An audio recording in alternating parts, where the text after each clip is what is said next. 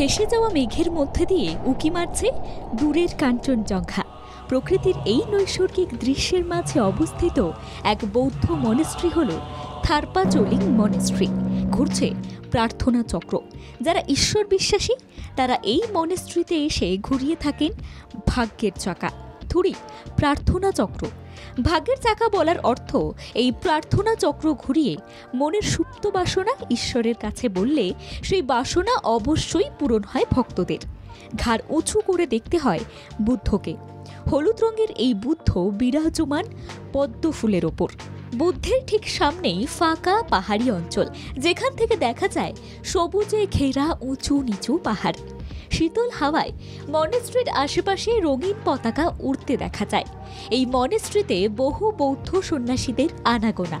এখানে থেকে বৌদ্ধ সন্ন্যাসীদের জীবন কাহিনী খুব কাছ থেকে উপলব্ধি করা যায়।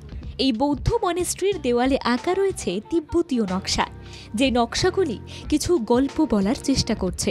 এই বৌদ্ধ মনেস্ট্রির ভেতরে সংগ্রহ করে রাখা রয়েছে বহু গ্রন্থ। রয়েছে একটি প্রার্থনা গৃহ। প্রার্থনার সময় বেজে যাওয়া ঘণ্টার আওয়াজ আপনার হৃদয়কে স্পর্শ করবে।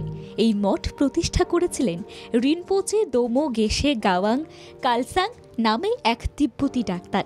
1912 সালে নির্মাণ করা হয়েছিল এই মনেস্ট্রি।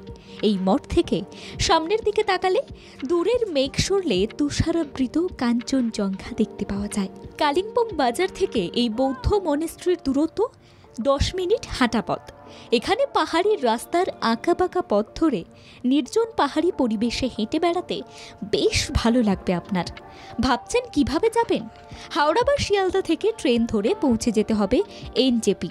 সেখান থেকে গাড়ি ভাড়া করে পৌঁছে যাওয়া যাবে এই বৌদ্ধ মনেস্ট্রিতে। ব্যুরো রিপোর্ট, বাংলা জাগো।